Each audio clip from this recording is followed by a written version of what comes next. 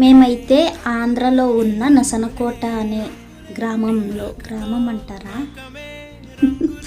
వచ్చి రాని తెలుగులో నేను చెప్పడం మీరు వినడం అయ్యో రామ అదంతా పక్కన పెట్టేస్తాం. కానీ గుడికి అయితే వచ్చామన్నమాట ముత్యాలమ్మ తల్లికి.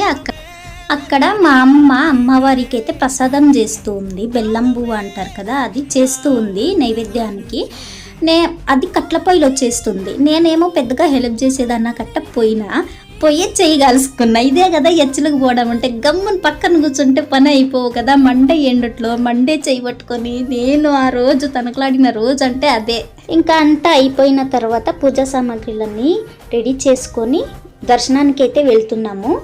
అక్కడ అంత ఎండలో కూడా, అది కూడా మేము వెళ్ళింది సండే రోజు. ఆ సండే రోజు కూడా ఎంత క్రౌడ్ ఉంది అంటే చూసా బాబోయ్. ఆ ఎండలో కూడా వాళ్ళ శారీస్ ఏంటి, వాళ్ళ డ్రెస్సెస్ ఏంటి, చినుక మినుక అనే డ్రెస్సెస్ వేసుకున్నారు, సిల్కీ శారీస్ కట్టుకున్నారు. వాళ్ళని చూస్తుంటే నాకు స్వెట్ అవుతుంది, ఇరిటేటింగ్గా ఉంది. ఆ ఎండకు ఆ శారీస్ చూస్తుంటేనే నాకు ఇరిటేటింగ్గా ఉంటే ఇంక వేసుకుంటే ఎలా ఉంటుంది. ఓరి నాయనో, నేనైతే అంత సాహసం అయితే చెయ్యనబ్బా.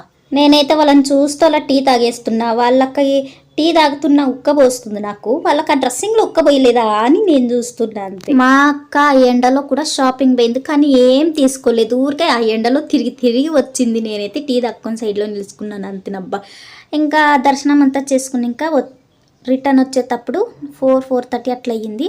సన్సెట్ చూసుకుంటూ టీ అయితే తాగుతున్నా. అప్పటికి మా బావ అడ్డం వస్తున్నాడు.